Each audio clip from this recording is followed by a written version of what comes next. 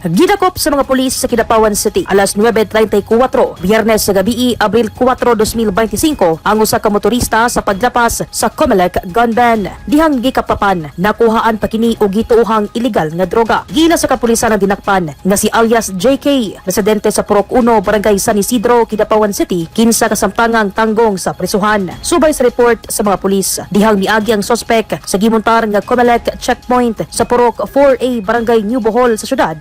Hangyo siya nga abrihan ang compartment sa iyang motorsiklo ug didto napalgan ang usa ka kalibre 45 nga pistola nga adunay magazine nga adunay 7 ka mga bala. Apan wala makapakita si alias JK og mga dokumento nga exempted kini sa pagdala sa iyang armas gawas sa iyang Pinoy-anan o bisan pagtugot kaniya sa pagdala og armas. Hinungdan nga girekisa sa mga pulis nga may resulta sa pagkadiskubre sa upat ka mga pakete sa gituohang shabu nga gibana-banaang 44,346 pesos ang kantidad. Padayon ng mga pulis sa pagpatuman sa istriktong balaod sa Comelec. Hilabi na nga kapinbulan na lang eleksyon na. Dai sa Libong, Newsline Philippines, Province of Cotabato. Stay safe.